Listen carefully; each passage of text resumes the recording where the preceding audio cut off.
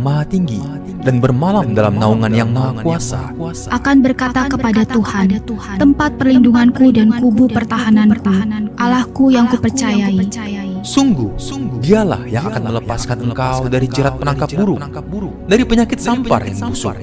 Dengan ketapaknya ia akan menudungi engkau, di bawah sayapnya engkau akan berlindung. Kesetiaannya ialah perisai dan pagar tembok. Engkau tak usah takut terhadap kedahsyatan malam, terhadap panah yang terbang di waktu siang, Terhadap penyakit sampar yang berjalan di dalam gelap, terhadap penyakit menular yang mengamuk di waktu petang. walau 1000 orang rebah di sisimu dan 10.000 di sebelah kananmu, tetapi itu tidak akan menimpamu.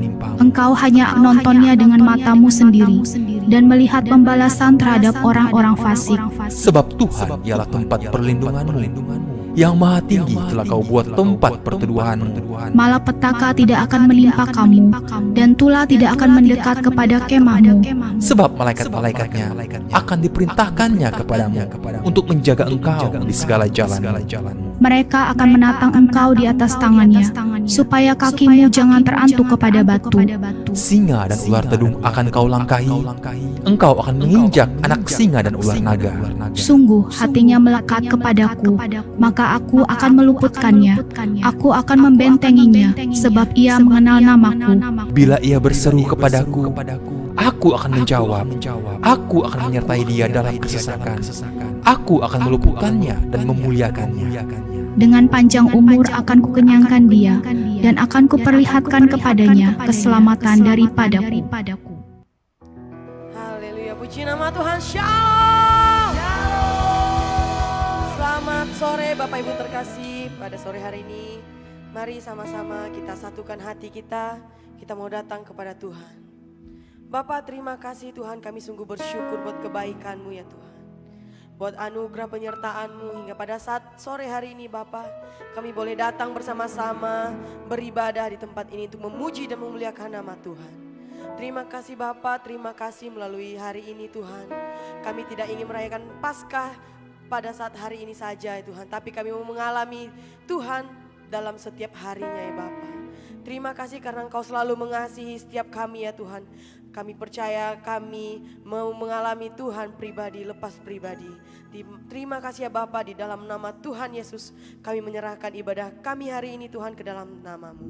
Hanya di dalam nama Tuhan Yesus yang percaya sama-sama katakan amin. Kami bawa persembahan kami Tuhan ke dalam-Mu. Kami bawa persembahan pujian kami. Kami mau naikkan setiap sembah kami di hadapan-Mu ya Bapa. Terima kasih Tuhan.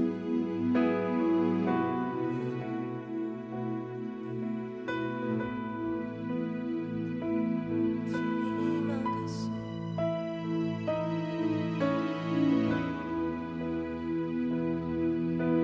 Terima kasih.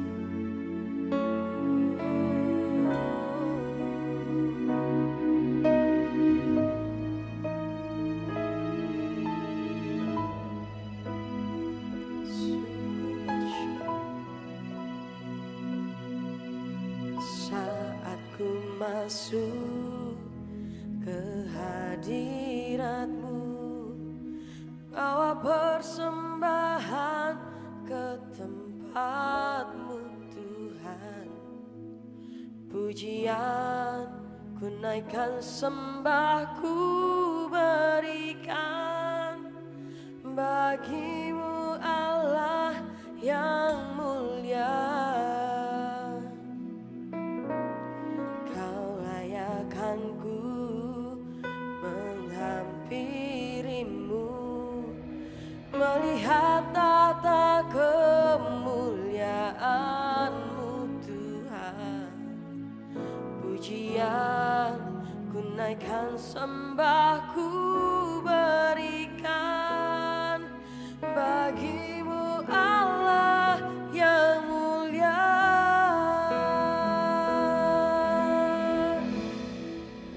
Oleh kuasa darah-Mu, Kau telah tebus dosaku. Kekudusan-Mu melingkupi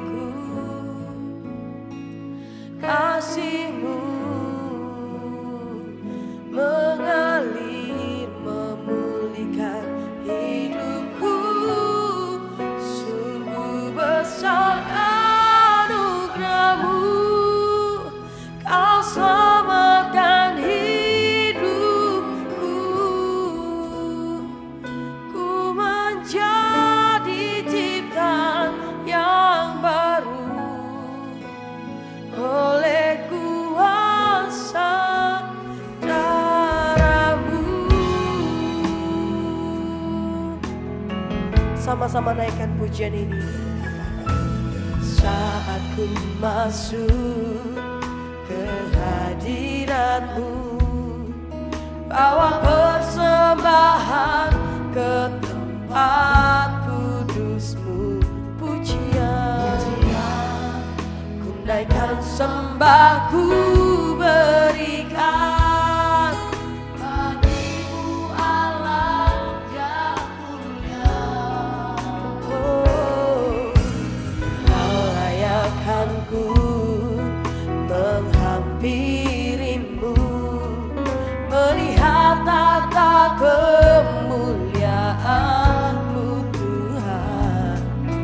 Pujian, ku naikkan sembahku berikan bagimu Allah yang mulia. Oleh kuasa darah-Mu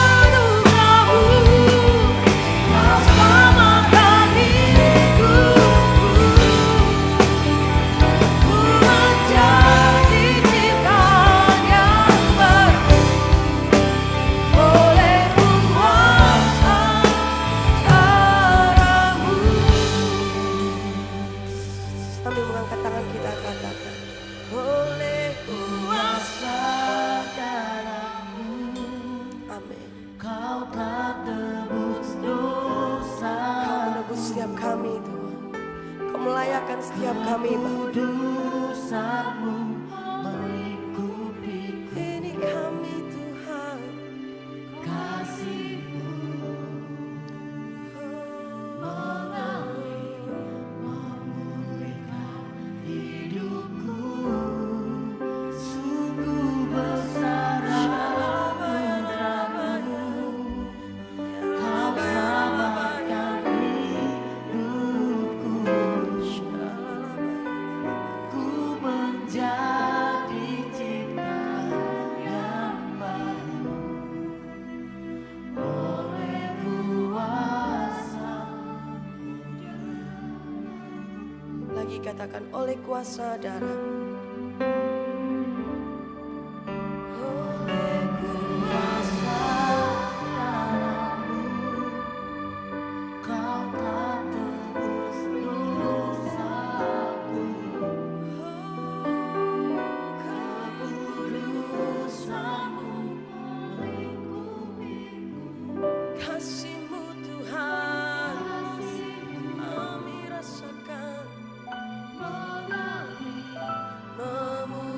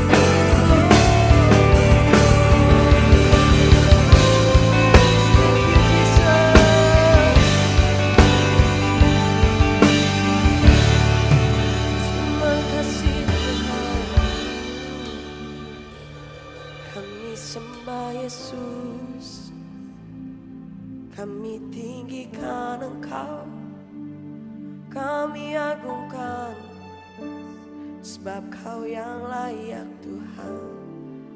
Kau layak terima pujian kami, Kau layak terima sembah kami. Kau Allah yang besar, Kau luar biasa. Maka dari itu Tuhan, kami mau terus untuk bernyanyi bagi Engkau. Kami mau terus menyenangkan hati Tuhan melalui pujian kami, melalui penyembahan kami ya Bapa.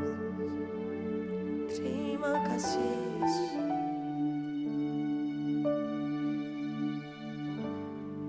Ku menyembahmu,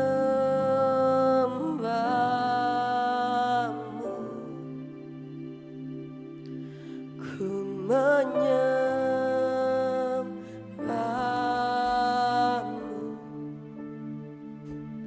ku menyembahmu,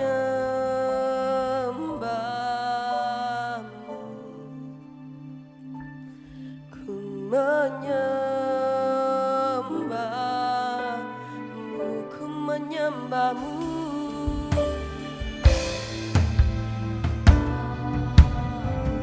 Oh, ku menyembah, ku menyembahmu.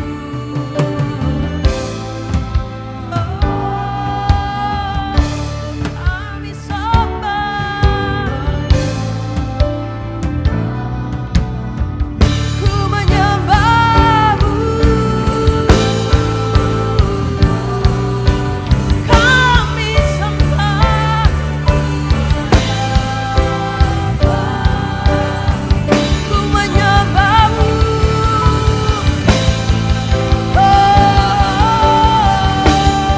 Ku menyembahmu. Katakan lagi, ku menyembahmu.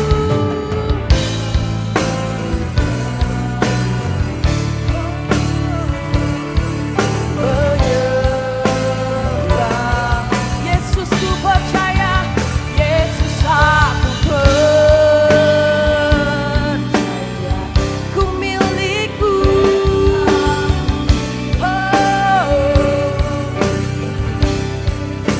Hidup karenamu dan hanya aku percaya.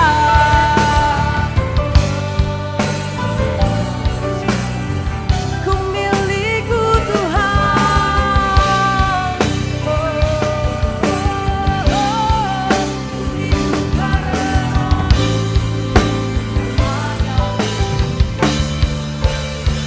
selamanya. Dengan dahsyat katakan, Yesus aku percaya, aku milikmu. Oh, hidup karenamu dan hanya untuk Yesus ku percaya.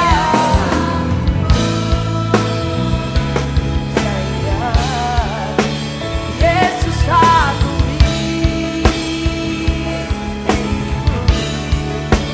hidup karenamu dan hanya untukmu selamanya.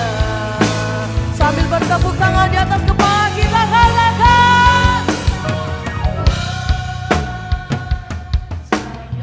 aku milikmu.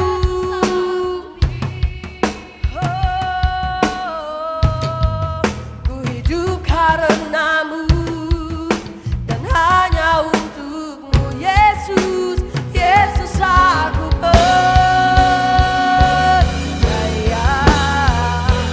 Yesus aku milikmu.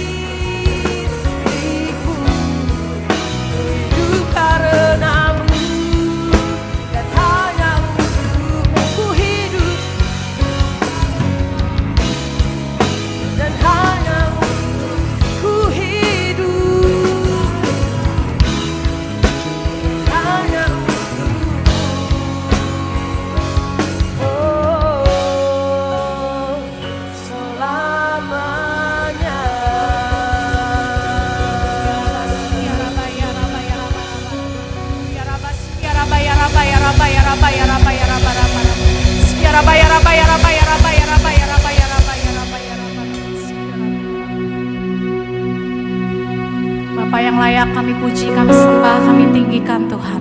Terima kasih buat setiap kebaikan Tuhan yang boleh kami rasakan sepanjang hidup kami Bapa. Terima kasih Tuhan buat pengorbanan Tuhan di kayu salib Tuhan. Tuhan rela mati menebus setiap dosa-dosa kami Tuhan. Kami mau Tuhan hidup kami terus menyenangkan Tuhan. Kami mau hidup kami terus bersyukur dan berharap hanya kepadamu Tuhan. Bapa, dengan kerendahan hati kami datang di hadapan Tuhan.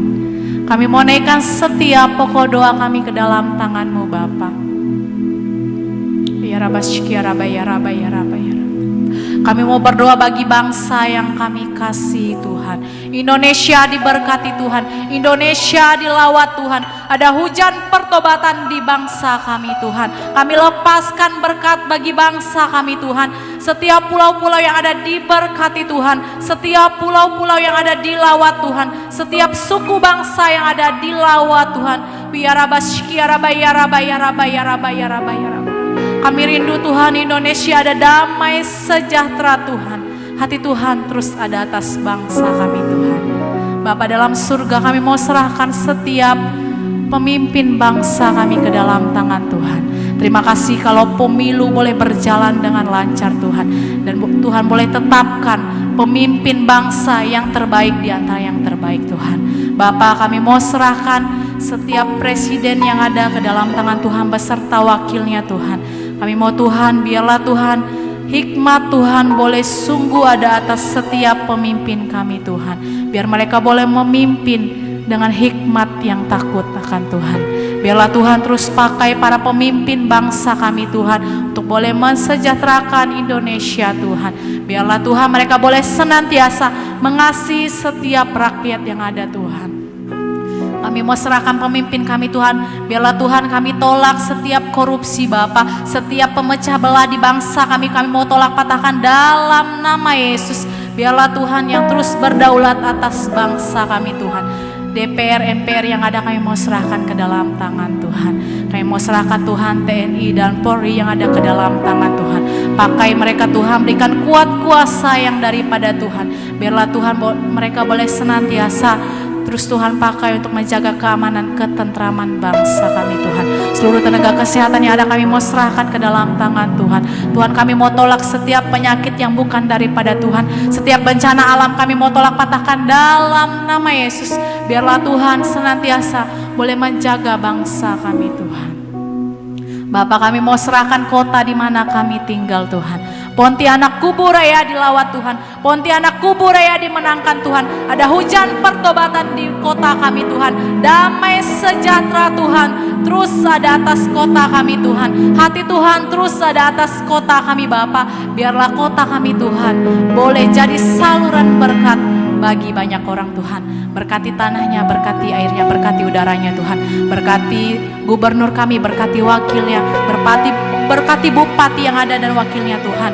Berkati setiap sumber penghasilan yang ada Tuhan. Biar lewat sumber penghasilan yang ada, masyarakat kami senantiasa diberkati Tuhan. Bapak, kami mau berdoa bagi gereja yang kami kasih Tuhan. Kami mau serahkan IMLC dimanapun berada saat ini ke dalam tangan Tuhan. Seluruh cabang yang ada, seluruh satelit yang ada kami mau serahkan ke dalam tangan-Mu Bapa.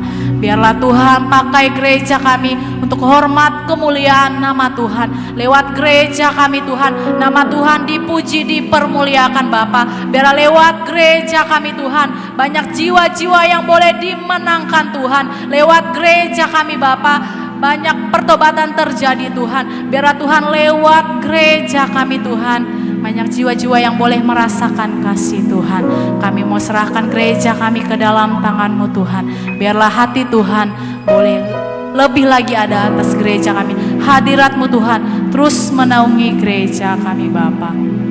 Bapa dalam surga, kami mau berdoa bagi gembala sidang yang kami kasih Tuhan. Kami mau serahkan Pastor Thomas Chandra ke dalam tangan Tuhan. Dimanapun hamba-Mu ini melayani saat ini Bapa, kami percaya ada otoritas yang daripada Tuhan turun lebih lagi atasnya Tuhan. Hadirat Tuhan terus menaungi atasnya Tuhan. Hikmat yang daripada Tuhan terus mengalir atasnya Bapa. Biarlah Tuhan lewat hamba-Mu ini Tuhan, nama Tuhan dipuji, dipermuliakan. Lewat hamba-Mu ini Tuhan, banyak jiwa-jiwa yang boleh merasakan kasih Tuhan. Dimanapun hamba-Mu ini melayani saat ini Bapa, kami percaya beliau boleh jadi saluran berkat bagi banyak orang Tuhan. Kesehatannya kami mau serahkan ke dalam tangan Tuhan. Kerendahan hati yang daripada Tuhan terus mengalir atasnya Bapa. Seluruh staf pengembalaan yang ada kami mau serahkan ke dalam tangan Tuhan. Biar setiap kami boleh melayani dengan kesungguhan hati kami karena kami cinta akan Tuhan. Dan biar lewat pelayanan kami boleh jadi saluran berkat bagi banyak orang. Kami mau serahkan Bapak Andi yang kami menyampaikan kebenaran firman Tuhan pada sore hari ini Bapak. Kami percaya Tuhan, hikmat Tuhan mengalir lebih lagi atasnya Bapak. Dan biarlah Tuhan kami percaya apapun yang akan keluar dari bibir mulut hamba-Mu ini adalah segala sesuatu yang berasal daripada Tuhan. Terus Tuhan pakai kehidupannya untuk hormat kemuliaan nama Tuhan. Kami mau serahkan seluruh doa kami ke dalam tangan-Mu. Kami mau serahkan ibadah kami sore hari ini ke dalam tangan Tuhan. Kami percaya Tuhan kami tidak pulang dengan sia-sia, tapi kami boleh pulang membawa damai sukacita yang berasal daripada Tuhan. Kami mau serahkan seluruhnya ke dalam tangan-Mu. Di dalam nama Tuhan Yesus kami berdoa dan bersyukur. Haleluya, haleluya, Amin. Tuhan Yesus telah bangkit bagi kita semua. Dia menyelamatkan dan memberikan kekekalan bagi kita. Yang punya Tuhan luar biasa, boleh beri kemuliaan lebih dahsyat bagi Tuhan. Haleluya. Sambil bertepuk tangan bagi nama Tuhan.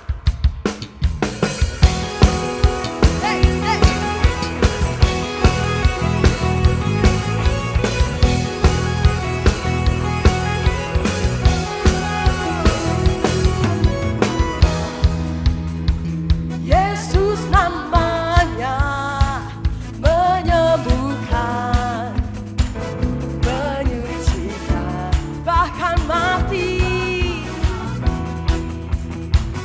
Tebus dosaku, kubur kosong membuktikan Dia hidup. Anak Allah, Yesus namanya menyembuhkan, menyucikan, bahkan mati. Tebus dosaku, kubur kosong membuktikan Dia hidup. Sebab Dia hidup pada hari esok.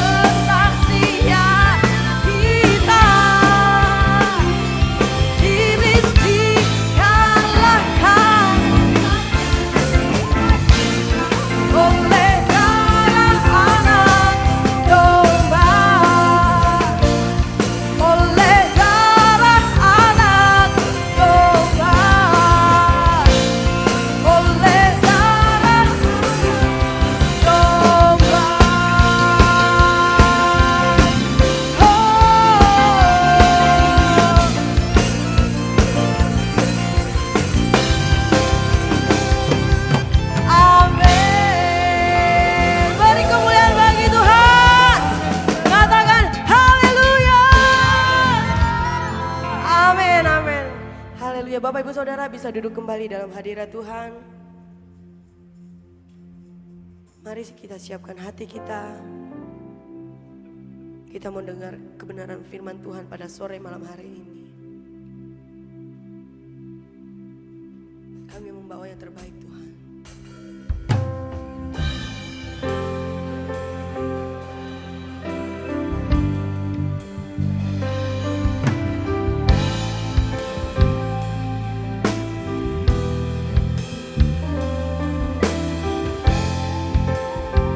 Terima kasih.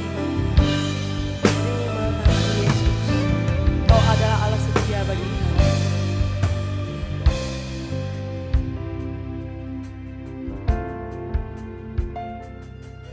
Kau Allah yang setia,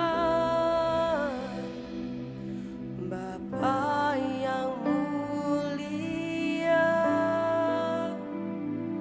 kasih-Mu besar Tuhan. Kau pulihkan hidupku, Kaulah harapanku, hidupku dalam-Mu. Terima kasih Tuhan, Kau selamatkan hidupku.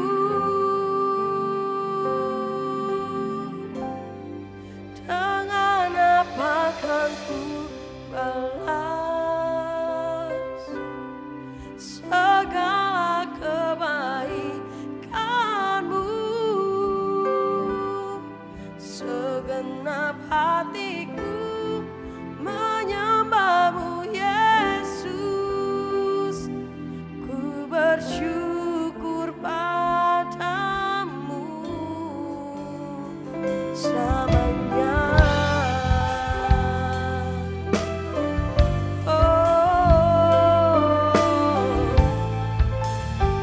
Kaulah harapan dalam hidup kami, Tuhan, Tuhan.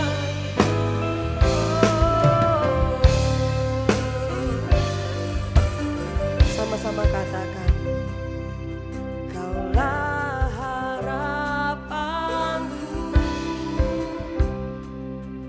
hidupku dalam-Mu.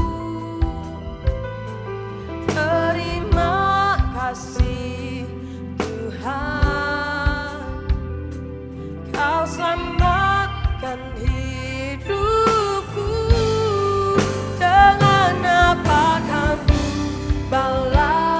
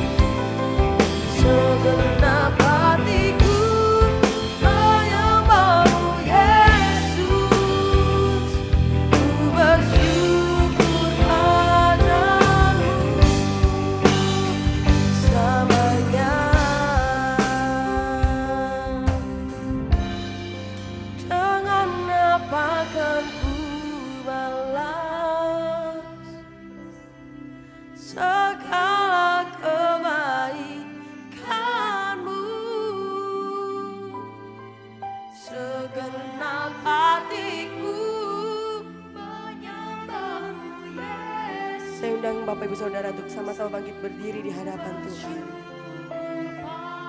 Dengan segenap hati katakan, dengan apa?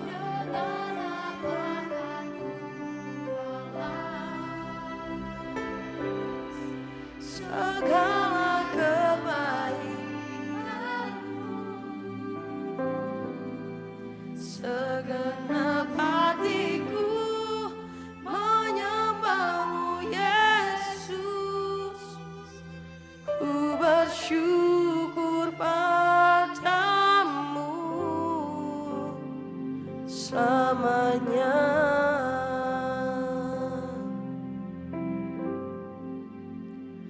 Ku buka hati untuk jamahanmu, berserah penuh di hadiratmu.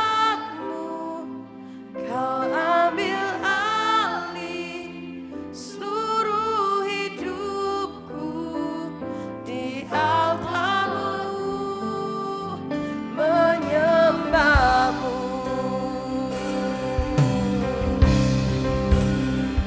Ku buka hati untuk jamahanmu, berserah penuh di hadiratmu.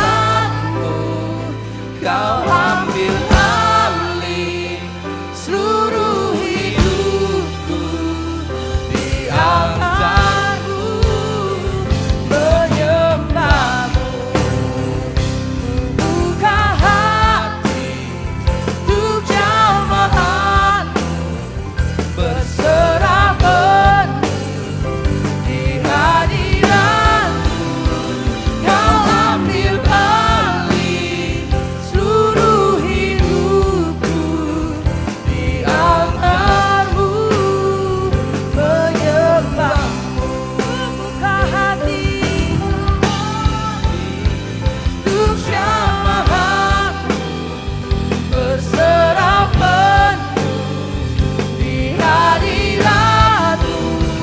Kau ambil alih seluruh hidupku di altarmu, menyembahmu di altarmu,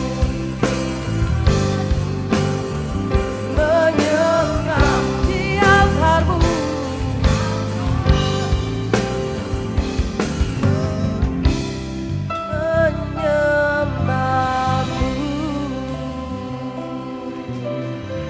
Biar nama menyembahmu Tuhan. Bapa di surga, dimuliakan namamu Tuhan. Kami di altarmu menyembahmu. Ibarat sore ini kami bersyukur kami masih bisa berkumpul.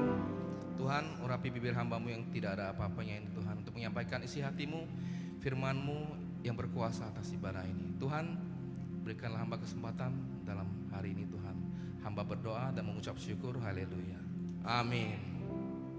Silakan duduk teman-teman, saudara-saudara. Salam semua. Selamat hari Paskah, selamat merayakan hari kebangkitan Tuhan Yesus yang sudah menebus dosa umat manusia. Jadi tema hari ini saya pengen membawakan cerita tentang Paskah. Mungkin di sini kita semua tahu apa arti Paskah, dan mungkin saya pengen bercerita sedikit. Paskah itu dulu sebelum saya masuk dalam Kristen, saya nggak pernah mau tahu apa arti Paskah. Karena yang saya tahu Paskah itu adalah hari kemenangan umat Kristen. Yang artinya bagi saya untuk masa lalu saya merasa itu nggak penting.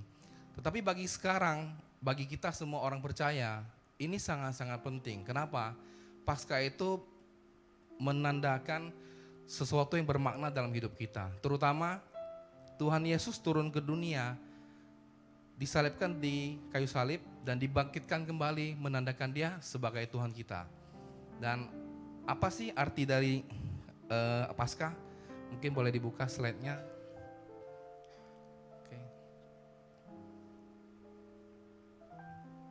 Oke. Slide yang pertama dulu. Apa arti Paskah? Arti Paskah. Oke, next. Di sana ada nampak ya. Apa arti Paskah? Yang pertama adalah hari kemenangan atau kebangkitan Yesus Kristus. Yang artinya adalah apa? Yang artinya adalah pembebasan dari kutuk, bahwa kita sudah bebas dari segala yang terkutuk, dari dosa kita. Dan artinya pernyataan bahwa Yesus itu adalah Tuhan kita yang hidup. Dan dia bisa melangkahi, menembus alam maut. Nah, jadi apa yang harus kita tahu dari hari kemenangan kebangkitan Yesus? Bahwa adalah kita harus tetap wangi. Wangi artinya apa? Kita terwangi itu bisa menjadi berkat untuk orang, bisa menjadi sesuatu yang berguna untuk orang lain, dan kita harus menjadi sumber harapan bagi orang lain. Kita nggak boleh menjadi sumber ketakutan buat orang lain, karena banyak sekali orang-orang Kristen sekalipun itu masih banyak yang merasa nggak ada Tuhan. Mungkin di sini dan di rumah, di sekalipun di mana berada, orang-orang Kristen masih banyak sekali yang saya temui. Mereka merasa hidupnya gitu-gitu aja. Kenapa? Karena mereka tidak pernah merasakan kemenangan yang sebenarnya. Sorry, saya agak silau sih, memang kayak gitu ya. Oke. Nah, thank you. Jadi kalau misalnya kita bisa menjadi sumber harapan, kita pasti akan dipakai Tuhan luar biasa. Kenapa?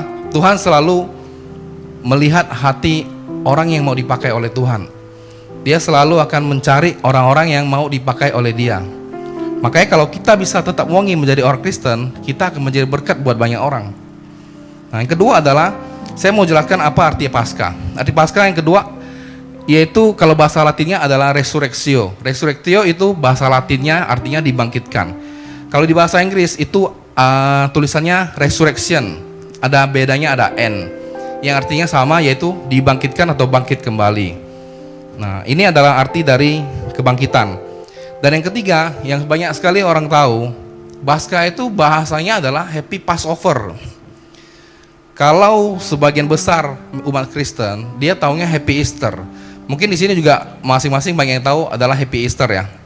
Karena Happy Easter itu nggak salah, karena itu melambangkan telur. Telur itu adalah kehidupan. Tetapi alangkah baiknya kalau kita mengetahui adalah Happy Passover. Karena Happy Easter itu ada kisahnya. Konon dulu itu di zaman Babilonia itu ada suatu seseorang, yaitu cucunya Nabi Nuh, bernama Nimrod. Nimrod ini jahat sekali. Dia juga memperkosa ibunya sendiri dan akhirnya memperoleh anak namanya Tasmus. Dia saking jahatnya, dia dibunuh oleh rakyatnya sendiri, dimutilasi. Nah, ibunya ini bernama Dewi Semiramis. Dewi Semiramis ini dulunya konon dipuja sebagai dewi juga, Dewi Baal. Nah, Dewi Baal ini dia mengangkat dirinya, dia turun dari bulan, jatuh ke sungai Efrat yang ada di Babilonia. Makanya di sana mereka bilang bahwa dia adalah Dewi Ishtar. Ishtar yang bahasa Inggrisnya adalah Easter.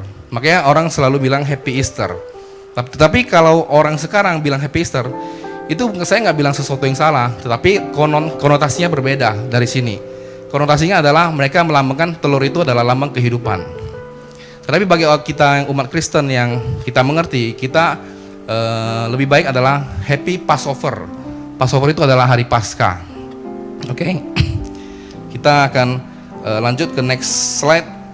Paskah itu saya kategorikan ke dalam dua bagian, yaitu Paskah pertama. Paskah pertama itu adalah pembebasan bangsa Israel dari perbudakan Mesir oleh Musa. Oleh Musa, yaitu pada saat mereka dijajah oleh Firaun. Nah, kata Passover yaitu adalah roh Tuhan melewati rumah-rumah saat tulah ke-10. Pada saat zaman bangsa Israel dijajah oleh Firaun, itu Tuhan menurunkan tulah ke-10, yaitu roh Tuhan melewati rumah-rumah pada saat anak-anak sulungnya diambil nyawanya. Jadi pada saat Tuhan menurunkan tulah ke-10, yaitu anak sulung di seluruh zaman itu diambil nyawanya. Jadi Tuhan menyuruh orang-orang Yahudi Israel untuk memberikan tanda darah anak domba di depan gerbang pintunya. Nah, pada saat disuruh untuk itu, Roh Tuhan lewat untuk mengambil nyawa. Yang punya tanda darah anak domba itu tidak diambil. Jadi pada saat mereka lewat itu adalah dinamakan namanya Passover. Sebentar, saya agak grogi karena ada keluarga kali ya.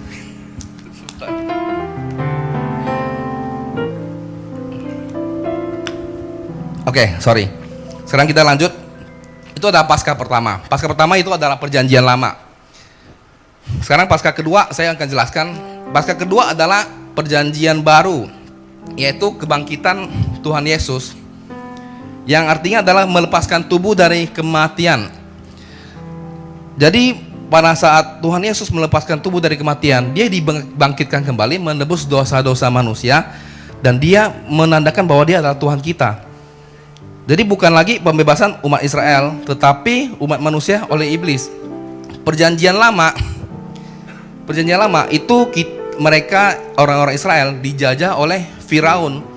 Tetapi pada saat sudah perjanjian baru, umat manusia itu sudah dijajah oleh siapa? Oleh iblis. Dan iblis jajah manusia lewat apa? Lewat pikiran kita. Karena iblis itu sudah tidak ada kuasa. Kuasa iblis sudah ditekan habis, sudah dibunuh oleh Tuhan Yesus pada saat disalibkan dan dibangkitkan kembali. Jadi pada saat kita menjadi orang Kristen, kenapa banyak sekali masalah dan sebagainya, terutama peperangan rohani kita ada dalam pikiran kita. Banyak sekali orang berpikir, kalau saya sudah jadi orang Kristen, saya sudah percaya dengan Tuhan, saya sudah bebas, saya sudah menjadi orang yang merdeka dan sebagainya. Tapi salah. Banyak sekali orang yang merasa saya ikut Tuhan karena ada motivasi. Saya pengen diberkati, saya pengen mempunyai kehidupan lebih baik dan sebagainya. Tetapi dia nggak mau bekerja, dia nggak mau melakukan tugasnya sebagai manusia. Tuhan akan memberikan porsinya untuk memberkati kita pada saat kita menyiapkan wadah. Kalau kita tidak pernah menyiapkan wadah, Tuhan nggak akan bisa memberikan berkat itu kepada kita. Karena apa? Ada celah antara kita, ada jurang. Jurang pemisah antara Tuhan dengan kita adalah dosa. Nah, dosa inilah yang membuat kita jauh dari Tuhan. Dosa inilah yang membuat kita Tuhan gak bisa menggapai kita dengan tangannya. Nah, bukan karena Tuhan gak bisa, tangan kita gak mau naik buka pintu. Nah, itu yang membuat orang sering salah paham tentang Tuhan. Nah, pembebasan umat Israel pada saat perjanjian lama itu sudah lewat. Sekarang adalah perjanjian baru. Tuhan sudah menebus dosa manusia, dan semua ikatan-ikatan manusia sebenarnya sudah lepas, sudah nggak ada lagi. Tetapi manusialah yang kadang-kadang membuat celah itu masuk kembali, godaan-godaan, semua hal-hal yang tidak baik, perkataan-perkataan jelek, itu membuat kita membuka celah lagi. Celah inilah yang menarik kita untuk berbuat dosa terus-menerus, dan itu menjadi satu ikatan. Belenggu-belenggu dosa yang sudah kita lepaskan pada saat masa penebusan dosa, itu kadang-kadang kita masih nggak sadar, kita masih terikat terus. Dan kita harus melakukan menjadi pelaku firman untuk bisa melepas semua itu. Oke, kita next ke 3 makna kebangkitan Yesus bagi kita ya. Slide berikutnya. Yang pertama adalah Paskah adalah bukti kuasa Tuhan yang tanpa batas. Kita baca sama-sama di 1 Korintus pasal 15 ayat 54 sampai 55. 54 1 2 3. Dan sesudah yang dapat binasa ini mengenakan yang tidak dapat binasa, dan yang dapat mati ini mengenakan yang tidak dapat mati, maka akan genaplah firman Tuhan yang tertulis, maut telah ditelan dalam kemenangan. Dan 55, hai maut, di manakah kemenanganmu? Hai maut, di manakah sengatmu? Apa artinya? Ini adalah surat Paulus ke jemaat Korintus yang mengatakan gini, hai maut, di manakah kemenanganmu? Hai maut, di manakah sengatmu? Dia menantang maut, kenapa? Karena dia tahu Tuhan Yesus sudah menembus alam maut. Alam maut sudah dikalahkan oleh Tuhan kita sendiri. Makanya ini untuk membagikan orang-orang rohani, orang-orang kudus waktu itu, biar mereka tahu bahwa kita, Tuhan kita adalah pemegang segalanya. Tuhan kita adalah Alfa dan Omega yang memegang semua sentra kehidupan dan maut juga. Nah, makanya itu ini adalah salah satu perkataan yang menjurus ke rapture atau pengangkatan. Nah, di sini bisa kita lihat, dan sesudah yang dapat binasa ini mengenakan yang dapat binasa. Artinya apa? Kita semua manusia ini semua yang dapat binasa. Semua yang dapat binasa ini pada saat kita nanti mendapatkan kehidupan kekal, kita akan mengenakan sesuatu yang tidak dapat binasa. Begitu juga yang dibilangkan, yang dapat mati ini mengenakan yang tidak dapat mati. Kita semua orang manusia bisa mati. Kita nggak bisa mengalahkan maut, hanya Tuhan kita yang bisa. Nah, pada saat kita mengenakan yang tidak dapat mati, maka genaplah firman Tuhan. Yang tertulis apa? Maut telah ditelan dalam kemenangan. Nah, di sanalah masa-masa pengangkatan bahwa kita akan mendapatkan hidup yang kekal. Tujuan orang Kristen itu apa sih? Saya pengen tanya. Tujuan orang Kristen pada masa-masa ini banyak sekali orang yang salah. Banyak yang hanya pengen jadi orang Kristen itu hanya ingin jadi orang kaya, hanya untuk sehat, hanya untuk mendapatkan kehidupan yang lebih baik. Sebenarnya tujuan orang Kristen mencari Tuhan itu adalah pengen hidup yang kekal bersama Bapa di surga. Kenapa? Karena pada saat kita sudah mengerti tentang kehidupan pelaku firman Kristus, maut itu bisa menangkap kita, tetapi tidak bisa mengingat kita. Karena kita nggak bisa hindar dari kematian, tetapi kematian itu tidak akan menjadi sengatan buat kita. Nanti akan saya jelaskan di next slide ya. Jadi sengat maut itu adalah dosa itu sendiri. Nah, kuasa dosa, upah dosa itu adalah maut, dan kuasa dosa itu adalah hukum Taurat. Nah, hukum Taurat itu merupakan ancaman ilahi terhadap para pelanggar hukum Taurat itu sendiri. Jadi banyak sekali orang yang tidak tahu sebenarnya hukum Taurat perjanjian lama itu lebih mengerikan daripada kitab perjanjian baru. Kenapa? Karena masa-masa perjanjian lama itu kalau kita melanggar satu perintah Allah, itu kita pasti sudah dianggap melanggar semua perintah, dan itu hukumannya langsung dari Tuhan. Oke? Jadi makna pertama adalah Paskah adalah bukti kuasa Tuhan yang tanpa batas. Jadi menandakan kalau Paskah itu adalah kuasa Tuhan tuh unlimited gitu loh. Kita harus mengerti itu. Kita ke next ayat, yaitu adalah di Roma pasal 6 ayat 9 ke 10.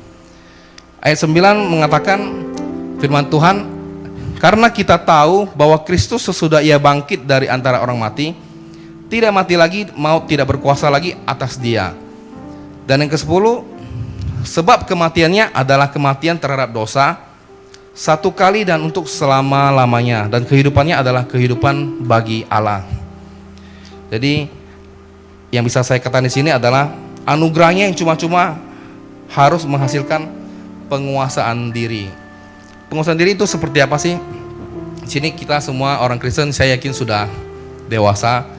Kalau kita sudah mengerti firman, kita sudah harus bisa tahu 9 buah roh.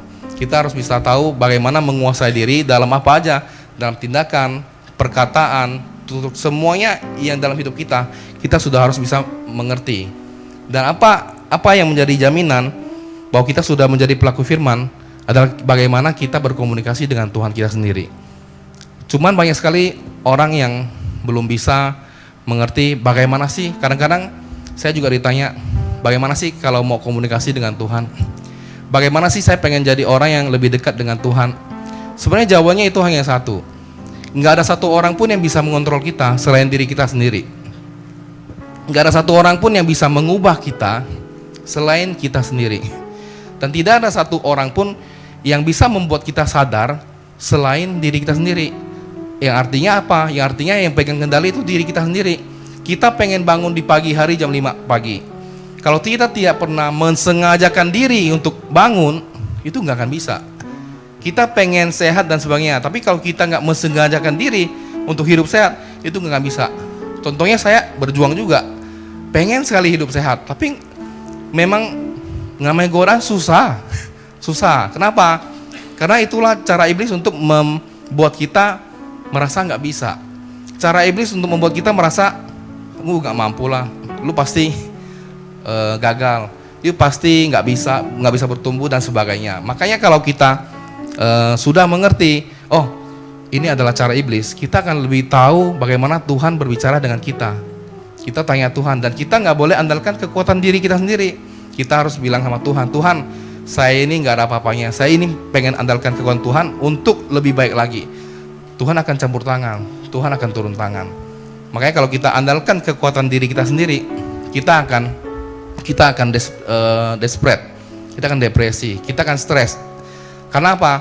Karena manusia itu tidak bisa melakukan yang mustahil. Hanya Tuhan kita yang bisa melakukan itu. Sorry, saya tegang, kayak sepertinya kalian lebih tegang ya. Saya butuh pencairan suasana dulu kayaknya. Sorry. Saya lihat semua tegang, saya jadi ikut tegang soalnya. Tarik nafas dulu ya. Oke. Sekarang sudah mulai lega. Oke, kita ke next slide. Poin kedua itu adalah Paskah merupakan penggenapan firman. Kenapa saya bilang Paskah itu penggenapan firman? Boleh kita lihat di Matius pasal 12 ayat 40. Oke, kita baca sama-sama ya.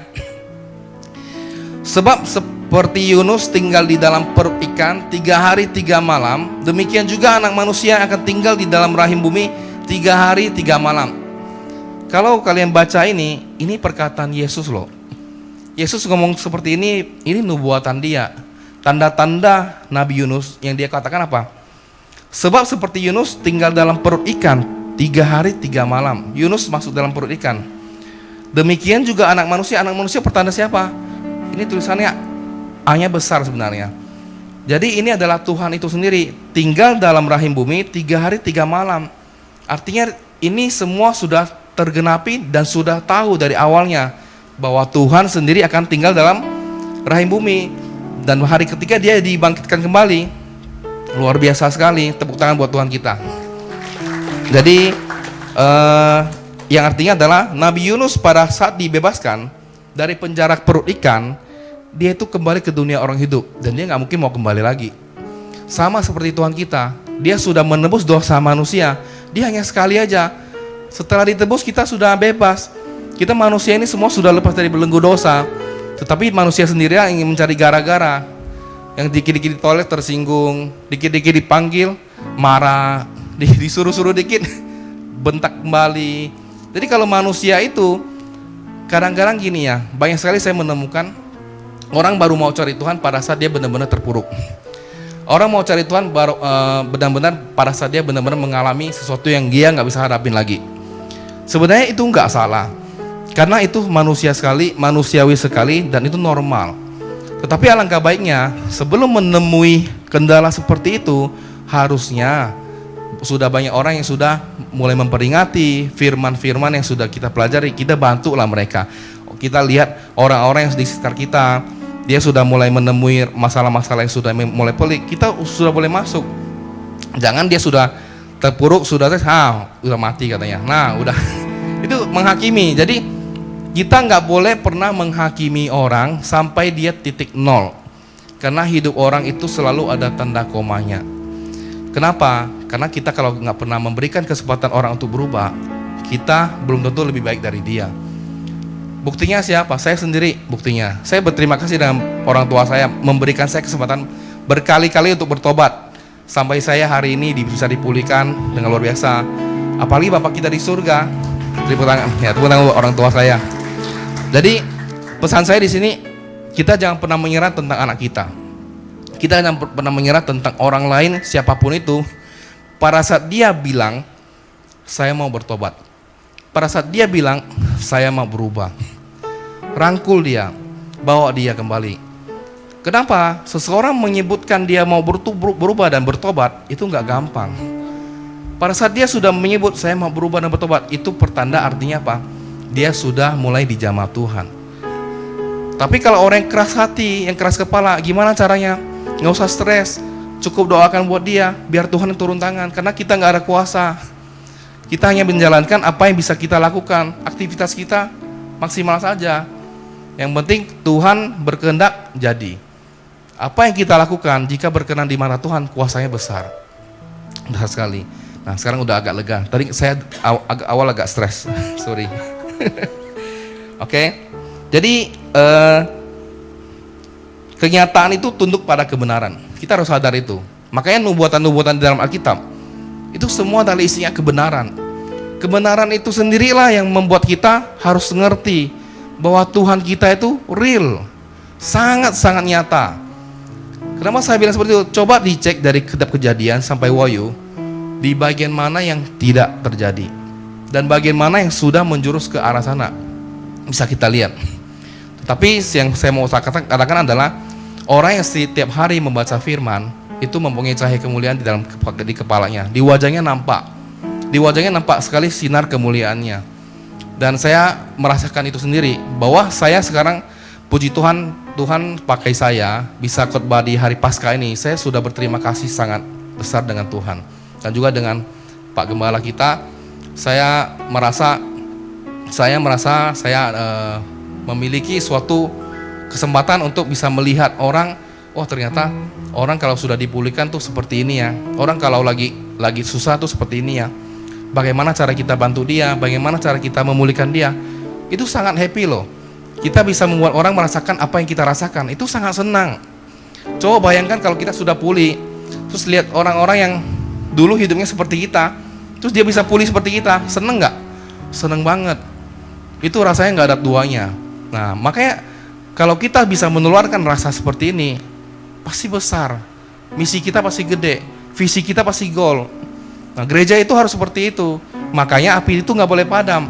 Saya adalah salah satu orang produk yang dulu malu sekali untuk maju di depan. Kalau saya maju di depan sini, saya bukan grogi lagi, saya langsung turun, saya kabur langsung pulang. Saya doa makan aja gak bisa.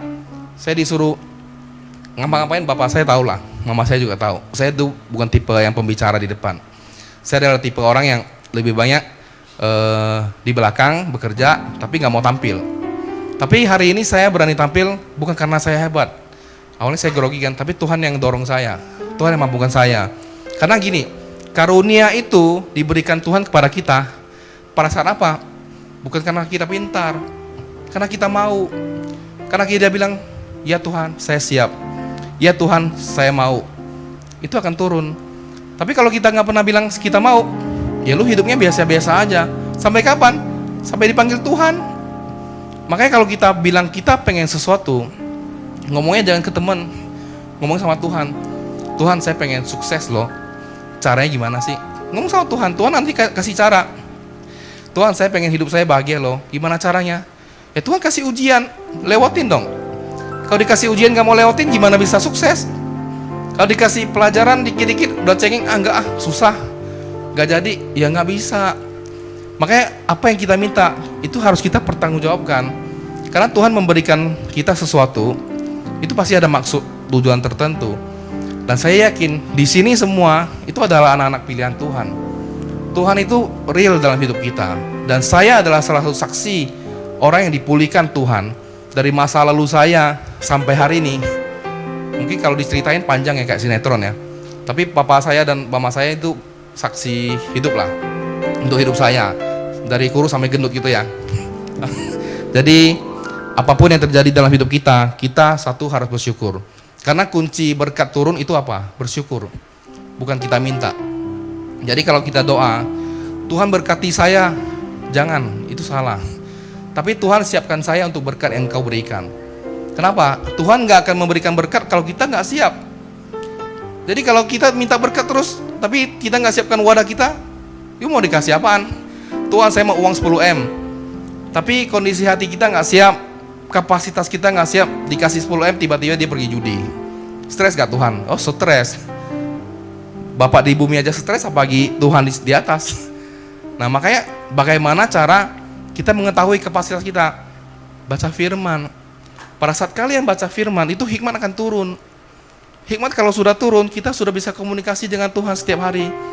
Tuhan akan ngomong setiap harinya bahwa kita akan kedepannya akan mengerjakan apa, bagaimana langkahnya, bagaimana kita seterusnya. Itulah cara Tuhan, unik, nggak bisa diselami. Nah kalau kita sudah tahu cara Tuhan seperti itu, kenapa kita nggak mau baca Alkitab? Baca Alkitab itu bukan hanya dengan baca, tapi renungkan. Bacanya dikit nggak apa, 2 ayat, 3 ayat, 4 ayat, it's okay. 3 pasal, 2 pasal, 1 pasal pun nggak apa. Tapi minimal kita renungkan, apa sih artinya? Saya pertama kali baca Alkitab, saya bingung, ini baca apaan? Dulu saya masih pertama kali itu baca kitab Kejadian, sampai Kejadian saya seru, sama Imamat saya stres. Ini apaan semua? Kok semuanya peraturan-peraturannya, aduh ada Eva, ada ini. Oke lah, saya skip lah. Saya berhenti sebentar, agak lama. Terus saya mikir lagi, nggak boleh, ini harus maju. Ternyata kalau pada saat kita mau maju baca Alkitab, itu rasa ngantuknya luar biasa loh. Kenapa? Roh yang di dalam kita, yang mengikat kita, yang daging kita itu lemah. Daging kita tuh lemah sekali. Pengennya ngantuk, pengennya sudahan, baca 1 ayat sudah langsung ceblek, jadi tidur di atas Alkitab. Tapi pada saat kita bisa melawan, kita bisa menang, dan kita bisa mengilhami itu isi Alkitab, hidup kita langsung beda. Dan saya sampai hari ini merasakan apa? Pada saat saya baca Alkitab, itu sesuatu yang baru masuk dalam tubuh saya. Suatu pikiran baru, suatu hikmat baru, suatu power baru yang bisa saya share di luar sana, yang bisa saya pegang prinsipnya. Untuk apa? Untuk saya bekerja, untuk saya hidup, untuk saya mempunyai keluarga dan sebagainya. Nah, orang nggak mau bilang baca Alkitab tuh yang penting baca aja, itu salah. Kalau kalian hanya baca saja nggak mengerti isinya, itu hanya seperti melewatkan hari yang sia-sia menurut saya. Tapi kalau menurut teman-teman itu caranya is okay. Tapi bagi saya yang sudah pernah saya alami, minimal kalian tangkap remanya, karena rema itu penting buat kita. Kalau kita sudah dapat apa maunya Tuhan, kita enak sekali.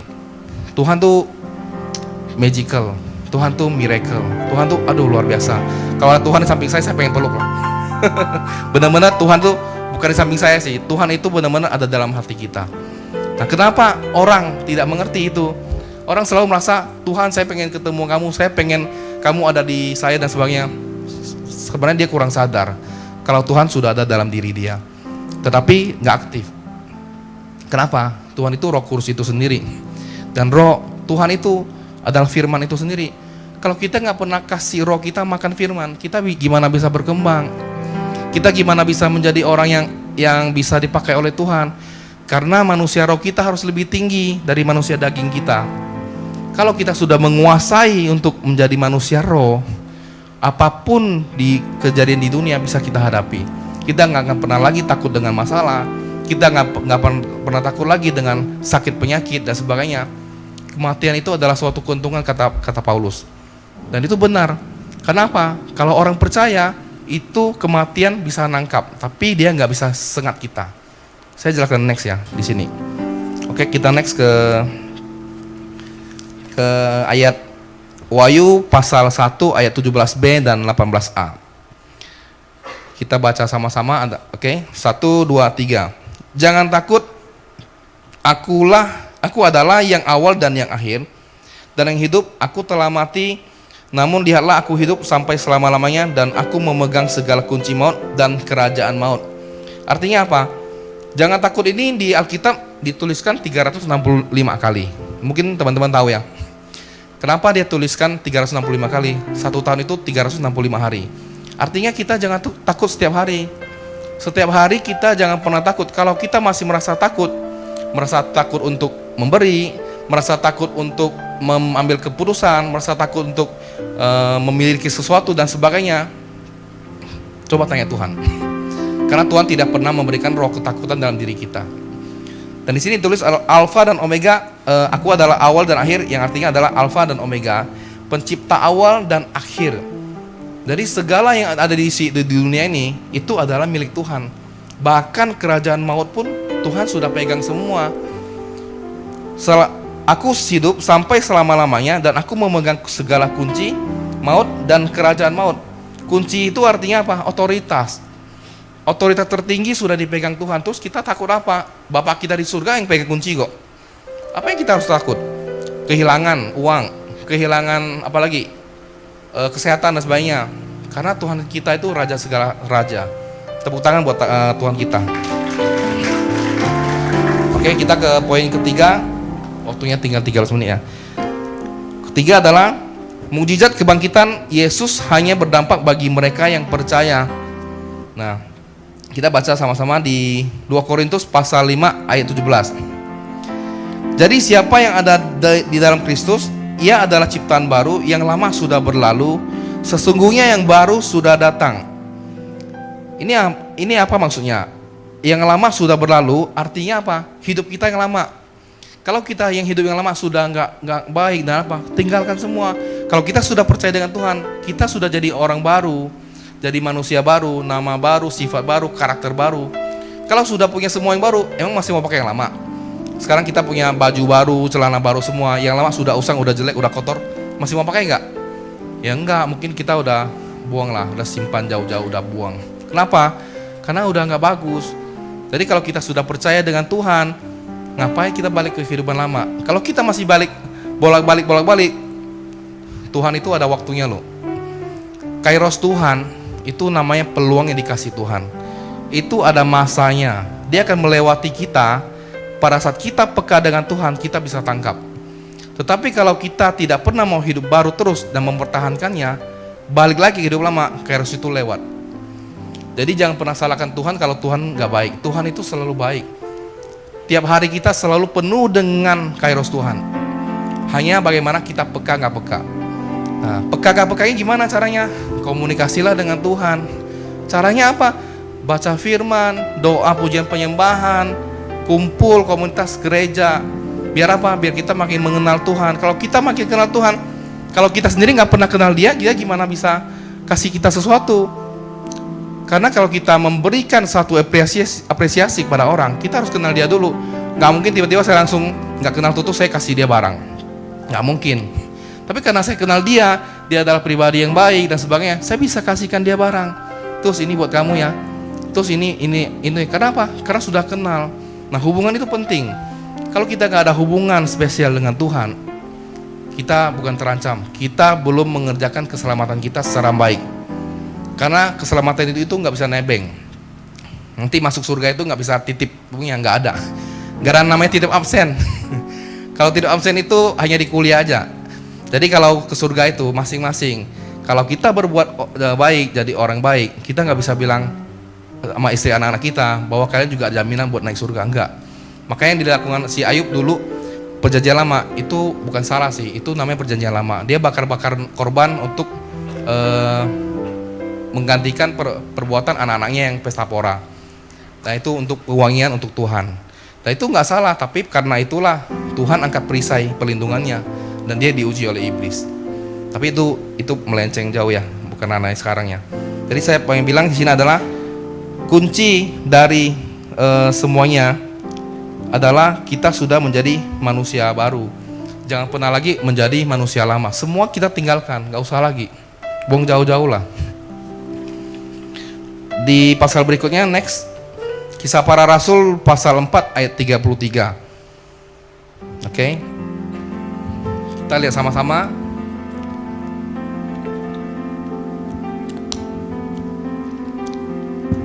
Dan dengan kuasa yang besar, rasul-rasul memberi kesaksian tentang kebangkitan Tuhan Yesus, dan mereka semua hidup dalam kasih karunia yang melimpah-limpah. Ini artinya apa? Para rasul-rasul itu memberikan kesaksian tentang kebangkitan Tuhan Yesus. Dan mereka semua hidup dalam kasih karunia yang melimpah-limpah. Kenapa mereka bisa hidup dalam karunia yang melimpah-limpah? Karena mereka memberikan kesaksian. Kenapa mereka bisa berikan kesaksian? Karena mereka percaya. Kalau kalian gak percaya, gimana bisa memberi kesaksian? Sekarang saya pengen beri kesaksian tentang hidup saya, tapi saya gak pernah ngalamin. Bisa gak? Gak bisa. Sekarang hidup kalian sudah mengalami perjumpaan dengan Tuhan. Kalau kalian tidak pernah bersaksi atas kebaikan Tuhan, bagaimana kalian mau hidup dalam kasih karunia yang melimpah-limpah? Ini omongan ayat firman loh. Kalau kita bersaksi tentang Tuhan kita akan mendapatkan kasih karunia yang melimpah-limpah. Sedangkan orang yang bersaksi sudah pasti percaya. Kita semua orang percaya gak? Percaya. Tahu Tuhan gak? Tahu. Kenal Tuhan gak? Belum tentu. Kita semua bilang kita tahu Tuhan semua. Saya tahu Tuhan Yesus itu yang seperti ini saya tahu. Kenal gak? Belum tentu. Kita kenal Tuhan kenal kita gak? Bagaimana cara Tuhan kenal kita? Berintimlah dengan Dia. Mencoba sesuatu yang menjalin hubungan yang ekstra dengan Dia. bangun relasi yang benar-benar utuh dengan dia. Karena prioritas hati kita itu harus dengan dia. Karena kalau kita berhala itu bukan tentang kita sembahyang yang lain, tentang kita melakukan satu hal yang aneh-aneh. Berhala itu tentang hati kita. Pada saat hati kita tidak menomorsatukan Tuhan, kita lagi berhala. Pada saat hati kita tidak mengerti maksud Tuhan, kita lagi berhala. Tetapi kalau kita kaitkan itu terlalu ekstrim, nanti hidup kita berantakan. Jadi kita harus mengerti dengan sesuatu yang logis tetapi punya hikmat. Karena Tuhan itu tidak bisa kita mengerti. Tuhan itu supranatural. Kalau Tuhan bisa kita mengerti, itu bukan Tuhan lagi, itu manusia. Makanya kalau orang mau debat tentang hal-hal dengan Tuhan, kalau dia debatnya sudah jauh, nggak usah diladenin, tinggalin aja. Karena Tuhan itu tidak perlu diperdebatkan, Tuhan itu dirasakan. Tuhan itu harus kita alami, kita jumpa, baru kita mengerti apa sih yang Tuhan mau dalam hidup kita. Oke, kita ke next. Dalam rema yang saya rangkum dalam arti Paskah ini, pertama adalah jangan kita mencari kehidupan yang sia-sia dan berpikir Tuhan tidak mampu menolong kita. Banyak orang yang merasa Tuhan kok nggak bantu saya, Tuhan kok kayak gitu-gitu aja tiap hari seperti ini ya. Kenapa? Karena dia belum mengalami perjumpaan dengan Tuhan. Perjumpaan dengan Tuhan itu harus dialami pada saat apa? Pada saat dia benar-benar drop, benar-benar nggak mampu lagi dan dia minta angkat tangan kepada Tuhan. Kalau kita masih nggak pernah angkat tangan kepada Tuhan, berarti kita menganggap diri kita masih bisa. Dan itu adalah ciri-ciri orang sombong. Karena kalau kita nggak pernah menyerah dalam hidup kita, berserah pada Tuhan, kita nggak akan mengerti apa itu Tuhan. Kita nggak akan mengerti apa sih jamahan Tuhan. Makanya kalau kita pengen merasakan Tuhan, simple as that kok. Kita hanya tinggal angkat tangan kita, berserah, bukan menyerah ya. Banyak orang yang selalu berpikir menyerah itu sama dengan berserah. Menyerah itu putus asa. Berserah itu menyerahkan seluruh keputusan di tangan Tuhan, tapi kita melakukan apa yang harus kita lakukan. Beda dengan menyerah. Menyerah itu hopeless, apa aja bolehlah, cincailah. Kata orang putus asa, desperate lah. Makanya kalau kita berserah, kita harus utamakan rasa syukur. Walaupun kita benar-benar sudah nggak ada apa-apa lagi, kita ucap syukur. Kenapa? Pada saat kita bersyukur, Tuhan berkati kita. Pada saat kita bilang, Tuhan, apapun yang aku miliki, semua untukmu, aku bersyukur masih bisa diberi kesempatan hidup. Tuhan akan berkati kita. Coba kita ngomong, Tuhan, aku udah punya segalanya, you nggak berkati nggak apa-apa deh, habis. You mau berkati juga boleh, gak berkati juga boleh, gue sudah punya apa-apa, habis. Kenapa? Tuhan paling benci orang sombong. Tuhan paling benci orang yang tidak mau mencari Dia. Tuhan paling benci dengan orang yang sudah merasa dia pintar. Makanya kalau kita lihat anak-anak Tuhan di zaman ini, di marketplace, dimanapun berada, rata-rata backgroundnya boleh dicek. Itu orang yang dulu nggak ada apa-apanya, orang yang dulu bermasalah, orang yang benar-benar mungkin from zero to hero. Itu memang benar apa adanya. Dan yang benar-benar dari awalnya Kristen, bukan rata-rata ya, sering saya ketemu ya. Makanya ayat ada bilang firman Tuhan, yang awal menjadi yang terakhir dan terakhir menjadi awal. Itu sering terjadi, bukan terjadi karena pengenapan firman Tuhan. Makanya kita yang sudah mengerti firman Tuhan, janganlah jadi orang terakhir, kita harus jadi yang terdepan. Oke. Berikutnya adalah Alkitab kita adalah firman Allah yang benar dan merupakan kebenaran itu sendiri. Karena Alkitab itu adalah kebenaran. Kebenaran itu di atas kenyataan. Itu real, itu nggak bisa diganggu gugat karena kebenaran adalah kebenaran itu sendiri dan kebenaran akan mencari jalan keluarnya sendiri. Dan kebenaran itu nggak perlu dibela. Jangan pernah bilang saya mau bela Tuhan, saya mau bela agama saya. No, nggak perlu. Tuhan yang bela kita kok. Ngapain sih capek-capek kita bela Tuhan kita? Nggak perlu. Dia nggak perlu belaan kita. Yang perlu kita bela apa? Ya bela firman itu sendiri. Gak usah bilang saya bela Tuhan, gak usah ngomong gitu. Karena apa? Pada saat kita melakukan sesuatu yang benar, kita akan dibela oleh Tuhan. Kita akan dibela oleh kebenaran itu sendiri. Setiap orang hidup dalam rancangan Tuhan yang istimewa. Yakin dan percaya, kita semua di sini adalah rancangan Tuhan yang istimewa. Karena tidak ada satupun orang yang ditakdirkan di ini karena menurut agama sebelah dan sebagainya kamu akan ini. No, itu hanya permainan iblis. Karena iblis turun ke bumi sepertiga malaikat ditarik. Dia menjelma jadi apa? Menjelma jadi adat istiadat, budaya, agama dan sebagainya. Kalau kita mengetahui hal itu, kebenaran itu, kita mengetahui bagaimana cara iblis menguasai pikiran-pikiran manusia untuk membuat manusia ini jatuh dalam dosa, jatuh dalam pertikaian dan tidak bisa mencari Tuhan. Yang terakhir, keselamatan adalah mujizat. Siapa yang meresponi akan mengalami. Jadi kalau kita tahu mujizat itu adalah keselamatan itu adalah mujizat, berarti keselamatan itu gratis gak? Gratis. Tapi kalau orang gak respon, dapat gak? Nggak dapat. Karena respon itu penting. Respon itu menentukan hidup kita. Kita diberikan free will, kesempatan untuk memilih hidup kita. Kita mau hidup A atau B. Setiap hari kita diperhadapkan oleh pilihan hidup. Saya hari ini mau ke ini atau ke ini. Saya hari ini mau ini atau ini. Pilihanmu. Tetapi kalau kita andalkan Tuhan, Tuhan akan mengarahkan. Dia akan menjauhkan segala sesuatu yang jahat dan akan mengarahkan kita yang baik. Tapi kalau kita nggak pernah tanya Tuhan, kita hanya pikir sesuai saya yang mau, ya udah jalan aja. Ujung-ujungnya apa? Pasti Tuhan akan arahkan kembali. Tapi kalau masih ngeyel, Tuhan akan izinkan iblis masuk. Bukan Tuhan jahat, kita yang buka celah. Karena kita merasa kita hebat. Oke? Halaman terakhir, yang terakhir, tinggal 2 menit. Hal terbaik dalam makna Paskah yaitu adalah janji Tuhan iya dan amin dalam hidup kita. Katakan amin. Jadi Tuhan itu berjanji dalam hidup kita. Semua orang itu ada janji Tuhan. Dari sebelum kita lahir sampai nanti kita dipanggil Bapa di surga. Itu sudah ada namanya ujung takdir hidup kita. Cuman kenapa banyak orang yang tidak mencapai garis itu? Dia sudah KO. Karena dia gak mengerti kairos Tuhan. Pada saat dia menjalani hidup dia sampai titik tertentu, dia itu ada pilihan hidup A, B, C sampai E, sampai Z lah. Oke. Kalau dia mengerti kairos Tuhan, dia akan naik langkah, mempercepat hidupnya sampai ke titik tujuan. Tetapi kalau sampai titik tertentu, dia kehilangan arah Tuhan dan dia tidak mau mencari Tuhan, dia out. Keselamatan itu sampai nggak? Tergantung hubungan dia dengan Tuhan. Jadi jangan sampai kita sebelum sampai titik tujuan kita terakhir, kita sudah dipanggil Tuhan. Yang tadi saya bilang, kalau kita tetap percaya dengan Tuhan, kita pasti dipanggil Tuhan.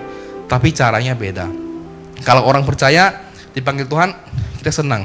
Kita gabung dengan Bapa di surga. Karena kita nggak disengat oleh maut. Tapi kalau orang yang tidak percaya dengan Tuhan, dia akan meninggal dan disengat oleh maut. Ya, itu yang dikatakan firman tadi.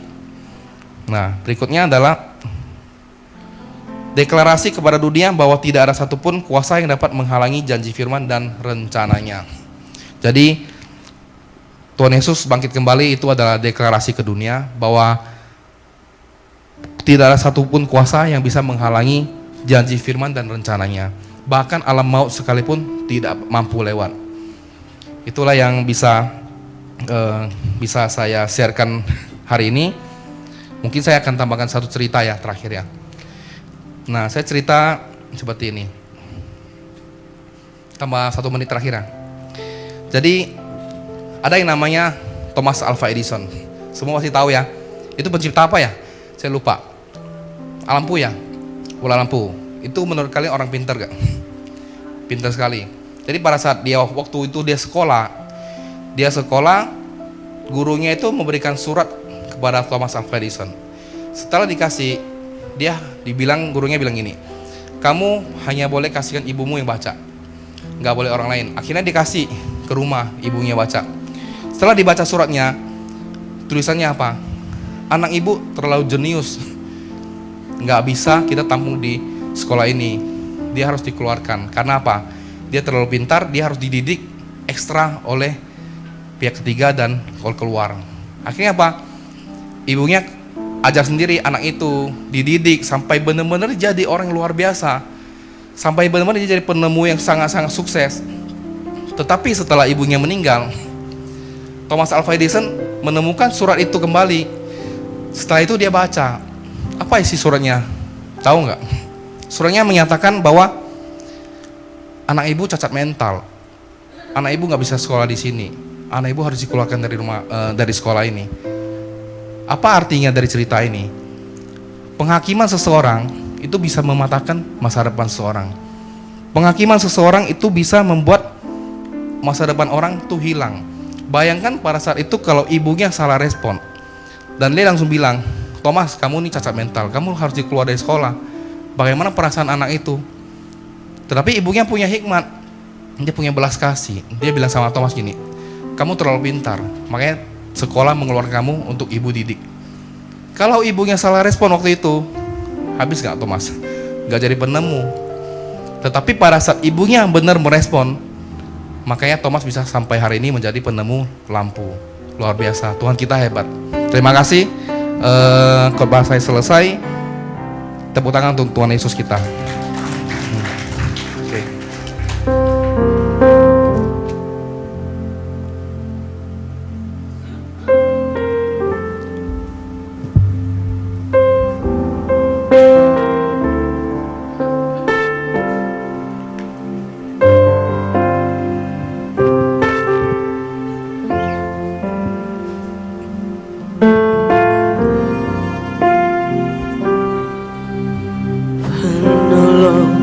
Yang selalu setia,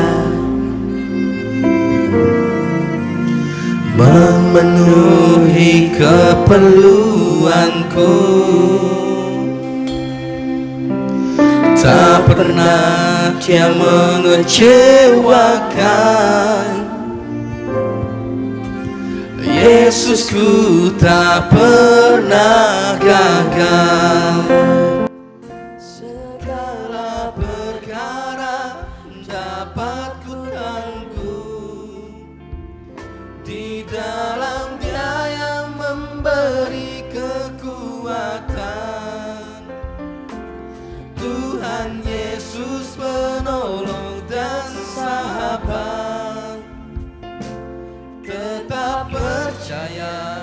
Tuhan setia.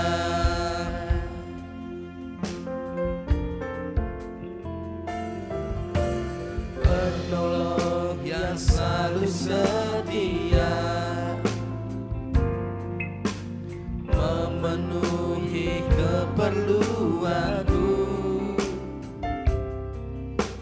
tak pernah dia mengecewakan.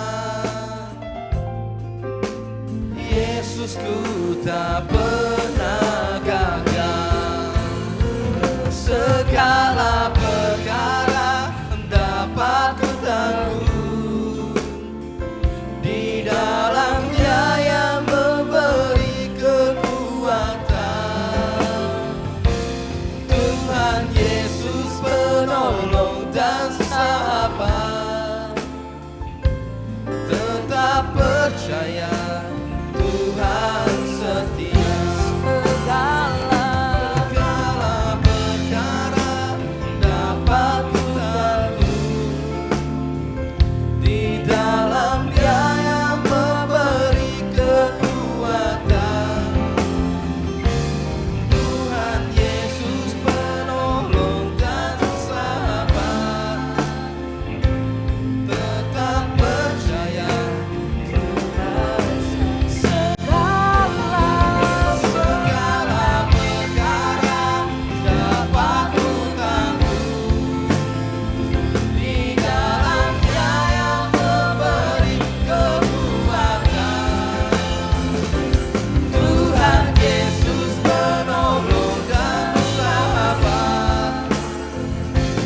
Tetap percaya Tuhan setia. Tetap percaya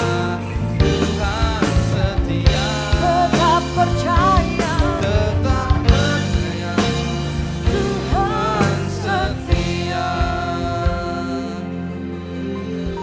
Terima kasih Tuhan, terima kasih. Bapa di surga, segala perkara dapat kami tanggung Tuhan. Engkau membela kami setiap saat Tuhan. Engkau membela kami pada saat kami dalam keadaan terpuruk apapun itu Tuhan. Engkau yang berperkara dalam hidup kami. Semua yang kami kerjakan semua dalam rencana-Mu Tuhan. Rencana-Mu terbaik dalam hidup kami.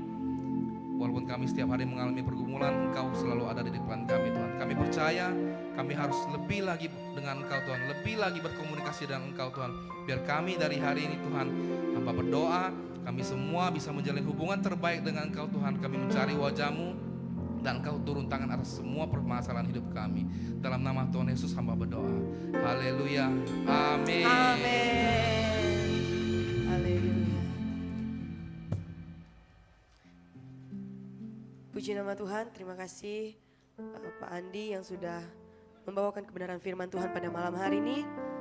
Mari sama-sama kita persiapkan persembahan kita akan memberi yang terbaik bagi nama Tuhan. Kita berdoa. Bapa di surga, Tuhan terima kasih buat kesempatan malam hari ini Bapa. Terima kasih buat kebenaran firman Tuhan yang telah kami dengar dari hamba-Mu Pak Andi ya Bapa. Biarkan apa yang sudah disampaikan dapat menjadi rema bagi setiap kami Tuhan. Berkati Pak Andi yang sudah menyampaikan kebenaran firman Tuhan. Tuhan memberkati setiap pelayanan yang dilakukannya Bapa. Biarkan melalui pelayanannya Tuhan banyak jiwa-jiwa yang diselamatkan ya Bapa. Tuhan berkati keluarganya, pekerjaannya, Tuhan yang akan jaga. Terima kasih ya Bapak, tiba saatnya bagi setiap kami Tuhan akan memberikan persembahan. Tuhan yang akan membalas, Tuhan yang akan memberkati apa yang kami beri. Terima kasih ya Bapak, di dalam nama Tuhan Yesus kami siap memberi dengan penuh sukacita. Yang siap memberi sama-sama katakan amin. Sambil persembahan dijalankan, kita akan mendengarkan FL News.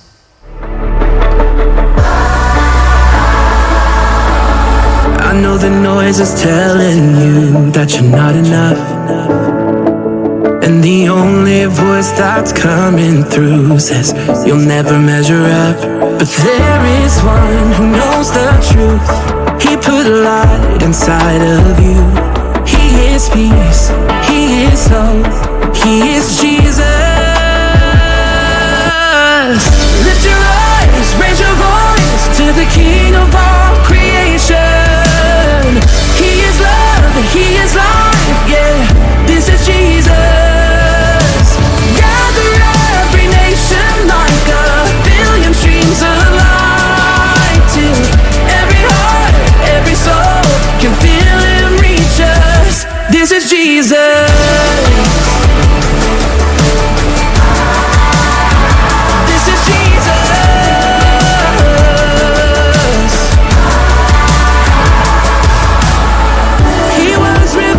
Rejected by His own, and He knows the cross you bear because He carried it alone. And He's the one who healed the blind and helps you feel His grace divine.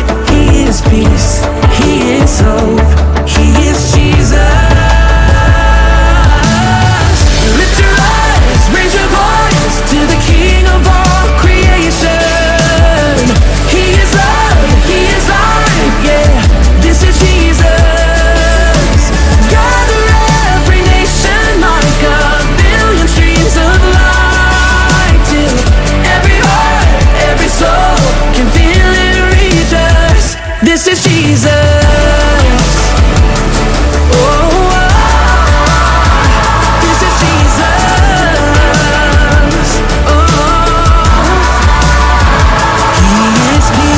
Through the pain, He is freedom from chains, He is healing and hope. This is Jesus. He's the righter of wrongs, He's the source of my song, He is the giver of grace. This is Jesus. Lift your eyes, raise your voice to the King of all creation. He is love, He is life, yeah, this is Jesus.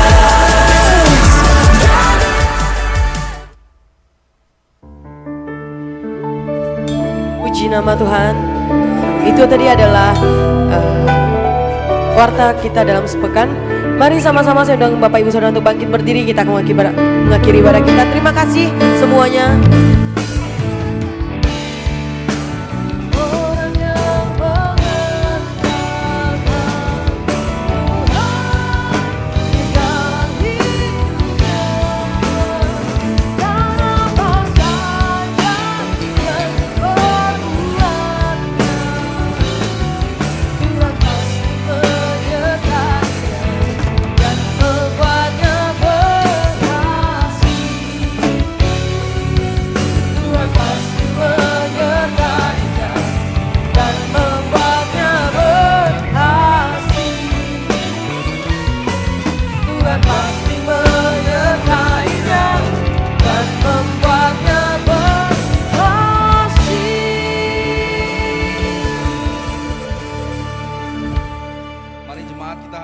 hati kita kepada Bapa di surga, angkat kedua tangan kita.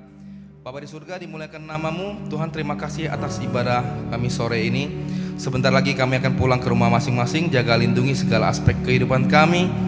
Tuhan memberkati engkau dan melindungi engkau. Tuhan menginari engkau dengan wajahnya dan memberi engkau kasih karunia. Tuhan menghadapkan wajahnya kepadamu dan memberi engkau damai sejahtera. Dalam nama Tuhan Yesus yang diberkati, sama-sama katakan amin.